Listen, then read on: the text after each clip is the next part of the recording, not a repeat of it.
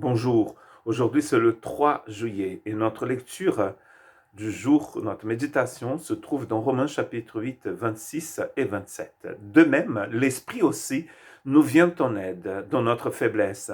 En effet, nous ne savons pas ce qu'il convient de demander dans nos prières, mais l'Esprit lui-même intercède pour nous par des soupirs que les mots ne peuvent exprimer. Et Dieu qui examine les cœurs sait quelle est la pensée de l'Esprit, parce que c'est en accord avec lui qu'il intercède en faveur des saints.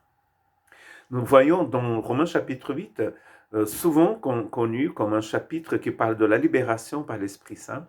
Nous voyons l'action de l'Esprit Saint de notre libération au début du chapitre 8. Et nous vivons maintenant pas sous la loi, mais entièrement dépendants de l'Esprit Saint.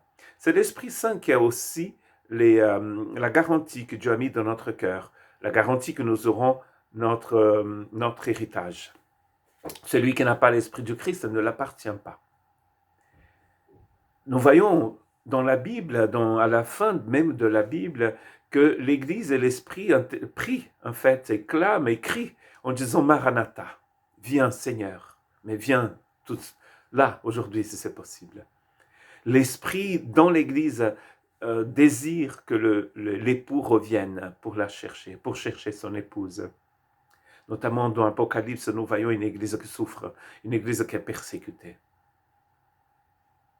Et ici, aujourd'hui encore, nous souffrons aussi. Nous passons par des vallées profondes parfois et des situations très difficiles. Et parfois, nous ne savons pas comment il faut prier. Nous ne savons pas ce qu'il faut demander. Quand nous sommes dans des situations qui sont assez extrêmes, Paul passe par des situations très difficiles. Il y a un moment dans sa vie, il a une épine dans sa chair et il demande au Seigneur d'enlever cette épine. Nul ne sait ce que c'était, ce que Paul vivait ce moment-là, mais nous voyons bien que c'est une situation difficile. Le même esprit qui crie en nous Abba Père, comme c'est écrit dans Galates chapitre 4, ce même esprit qui nous libère, c'est l'esprit qui s'exprime avec des soupirs, qui sont d'ailleurs inexprimables. Au début de cette partie du chapitre 8, nous voyons bien que le mot en commun avec ces trois soupirs, celui de la création, celui des enfants de Dieu et celui de l'Esprit Saint, c'est le mot souffrance. La nature tout entière souffre et c'est pour ça qu'elle soupire. Les enfants de Dieu souffrent aussi parce qu'ils sont dans un monde déchu en vivant dans un corps qui peut se corrompre et qui est en train de se corrompre. Et donc ils souffrent aussi. Et là, nous voyons que le Saint-Esprit souffre avec nous. C'est lui qui vient en aide dans notre faiblesse, il dit ici. Dans nos faiblesses, le Saint-Esprit est là pour nous aider. Car nous ne savons pas souvent ce qu'on vient demander dans nos prières. Nous prions, il faut prier. C'est comme une gymnastique, il faut exercer cette prière, il faut exercer en fait cela. Mais il y a des moments où nous ne savons pas ce qu'il faut demander. Nous sommes complètement dépassés par les situations et nous ne savons pas. Nous voyons dans les Écritures qu'il y a deux intercessions qui sont très importantes pour nous. Dans Hébreu et dans d'autres lettres, y compris dans le chapitre 8, verset 34, nous voyons que le Christ intercède pour nous dans le ciel. Mais sur la terre, l'Esprit Saint qui habite en nous intercède pour nous. C'est une intercession complète. L'Esprit lui-même intercède pour nous par des soupirs que les mots ne peuvent exprimer. C'est des soupirs sans parole. Certains pensent que c'est peut-être le fait de parler une langue inconnue. Mais ce n'est pas nous qui parlons ici, c'est l'Esprit qui intercède, selon le texte. Par des mots qui n'est exprimé par aucune parole. Et cet Esprit qui connaît notre cœur intercède pour nous avec ses soupirs selon la volonté de Dieu, en accord, nous dit le texte, avec la volonté de Dieu.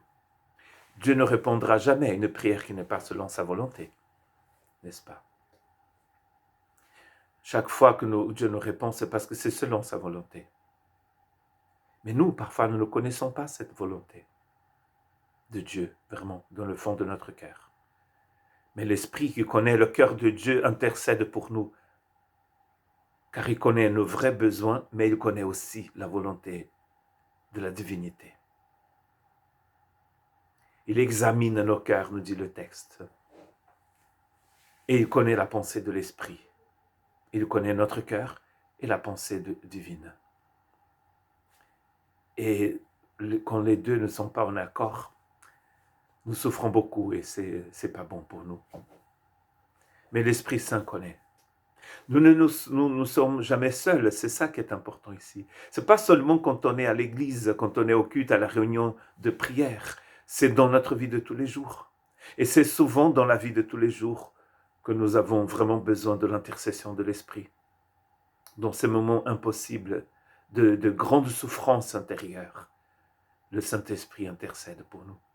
Quelle consolation! D'ailleurs, Jésus nous a dit dans l'évangile de Jean qu'il allait nous envoyer le consolateur, qui serait avec nous tous les jours, tout le temps.